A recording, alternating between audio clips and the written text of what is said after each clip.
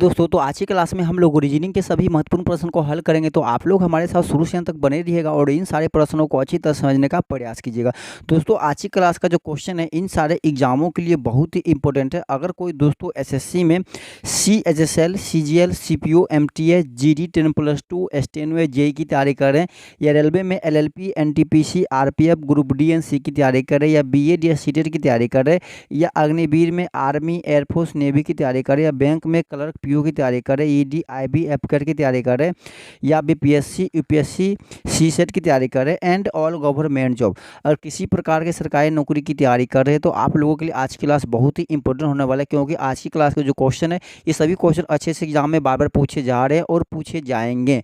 तो आप लोग हमारे साथ शुरू से अंत तक बने रहिएगा। तो चलिए आप लोग का जैसे में नलते हुए क्लास को स्टार्ट करते हैं। तो देखिए दोस्तों, हमारा सबसे पहला क्वेश्चन कहता है क्या, तो सबसे पहला क्वेश्चन कहता है कि उस विकल्प का चयन करें जो तीसरे पद से ठीक उसी प्रकार संबंधित है जिस प्रकार दूसरा पद पहले पद से संबंधित है। इसका मतलब होता है कि जिस प्रकार से 12 से 72 संबंधित है उसी प्रकार 26 से जो 4 ऑप्शन दिया गया इनमें से कौन संबंधित होगा। ठीक है, अब देखिएगा यहाँ पे 12 और 72 के बीच क्या संबंध है। ठीक है, अब देखिए 12 को 72 कैसे लिखा गया, सबसे पहले हमको ये चीज़ ढूंढना होगा। देखिए इसने क्या किया कि 12 में क्या किया, इसने कि गुने का 6 कर दिया, तो 12 गुने का 6 कितना होता है, 72 होता है। तो उसी प्रकार से हमें क्या करना पड़ेगा, तो 26 में भी क्या करना पड़ेगा, गुने का 6 करना पड़ेगा। तो 26 में अगर गुने का 6 करेंगे तो हमारा कितना हो जाएगा, 156। कितना हो जाएगा हमारा, 156 हो जाएगा। अर्थात यहाँ पे कौन सी संख्या आएगी, हमारा 156 आ जाएगा। और कौन सा ऑप्शन में दिएगा, ऑप्शन नंबर डी दोस्तों हमारे यहाँ पे क्या हो जाएगा, करेक्ट आंसर हो जाएगा।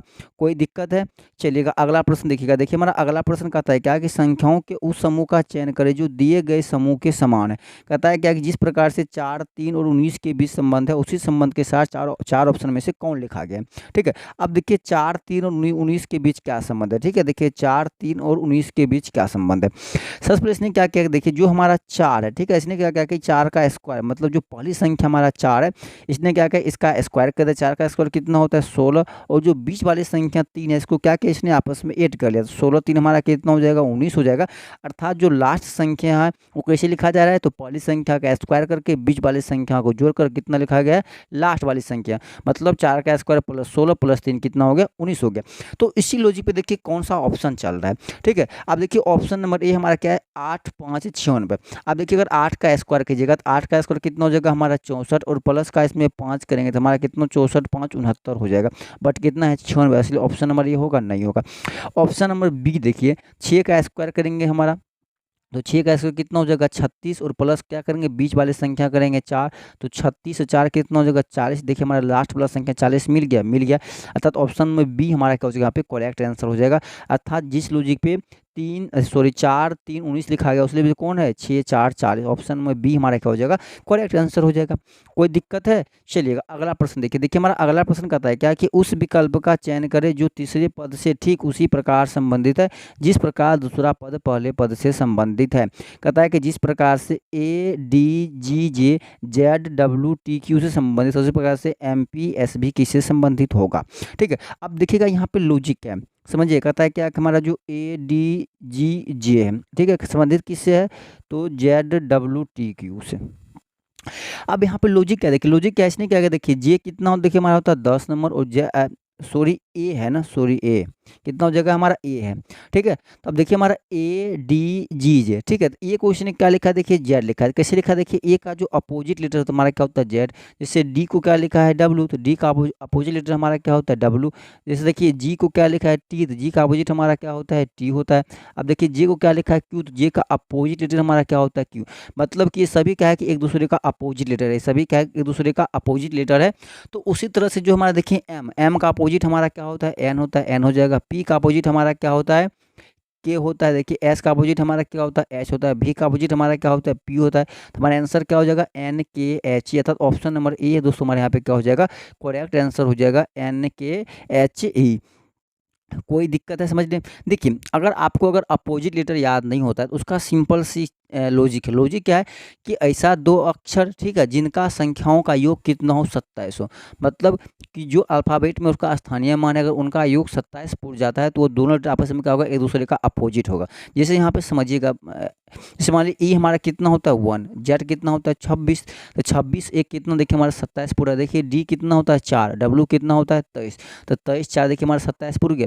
देखिए जी कितना होता है 7, टी कितना होता है 20, तो 20 7 हमारा 27 पूरा। देखिए जे कितना होता है 10, क्यू कितना होता है 17, तो 10 17 कितना देखिए 27 पूरा। मतलब जो भी अपोजिट लेटर होगा सभी का योग कितना पूर जाएगा 27।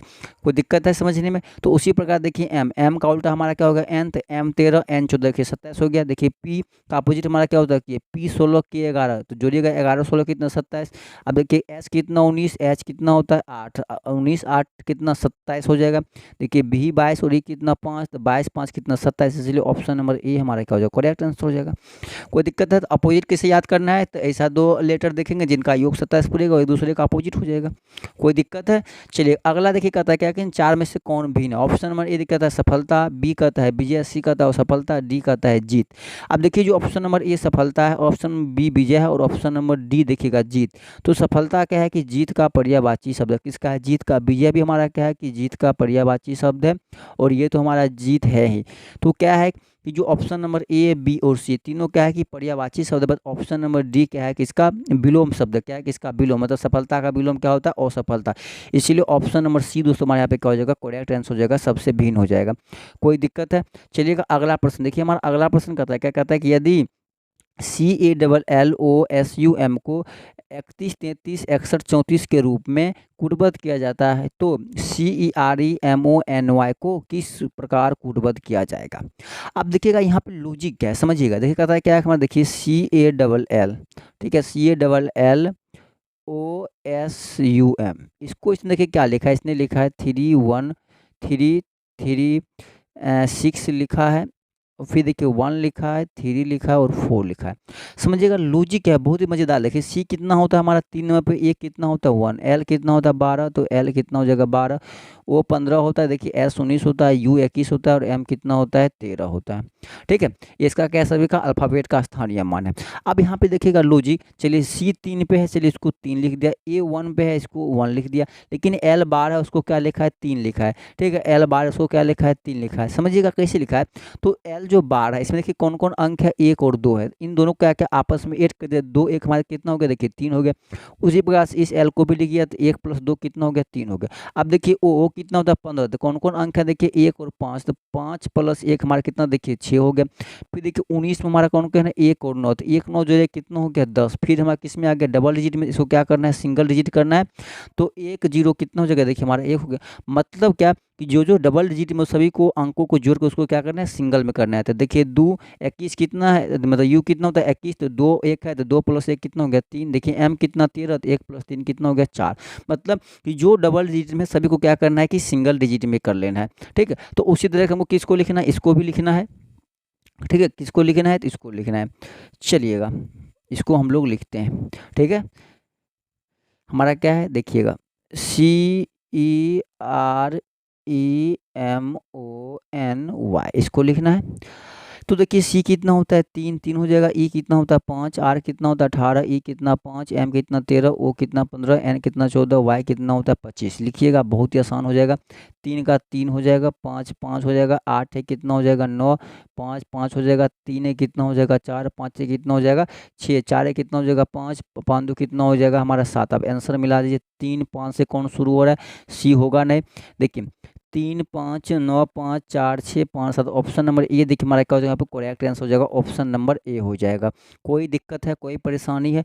चलिएगा अगला प्रश्न को देखिए, हमारा अगला प्रश्न कहता है क्या कि इस श्रृंखला में प्रश्न चिन्ह के स्थान पर कौन सी संख्या आएगी। देखिए हमारा कहता है क्या कि जिस प्रकार से 3 से कहाँ जा रहे 7 पे, 7 से कहाँ जा रहे 16 पे, 16 से कहाँ जा रहे 35 पे, तो उसी तरह से प्रश्न चिन्ह पे हम लोग कैसे जाएंगे और फिर वहाँ से कहाँ जा रहे हैं हम लोग 153 पर जा रहे हैं। ठीक है, अब देखिए यहाँ पे सीरीज हमारा कैसे चल रहा है, देखिए 3 से कहाँ गए हम लोग 7 पे गए, 7 से कहाँ गए हम लोग 16 पे, 16 से कहाँ गए हम लोग 35 पे, फिर वहाँ से कहाँ गए प्रश्न चिन्ह पे, फिर वहाँ से कहाँ गए हम लोग 153 पर। अब बात आता है कि यहाँ पे लॉजिक क्या है। अब बताइए अगर हम लोग 3 से 7 पे जा रहे हैं, क्या हम लोग देखिए 3 में गुने का 2 अगर प्लस का 1 करेंगे 7 हो जाएगा, 3 दूनी का 6 प्लस 1 कितना हो गया 7।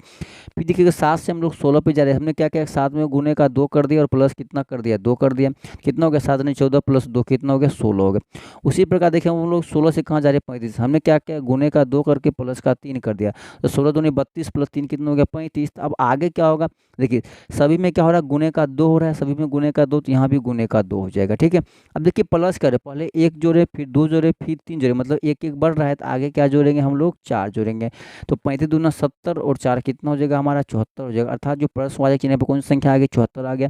फिर आगे अगर चलेंगे तो देखिए 74 गुने का कितना करेंगे 2 और फिर 4 के बाद कितना जोड़ेंगे 5, तो 74 गुने 2 कितना हो जाएगा 148 और 5 हमारा कितना हो गया देखिए 153 हो गया, अर्थात जो प्रश्नवाचक चिन्ह यहाँ पे कौन सी संख्या आ गई 74 आ गई, इसलिए ऑप्शन नंबर बी हमारे यहाँ पे क्या हो जाएगा करेक्ट आंसर हो जाएगा।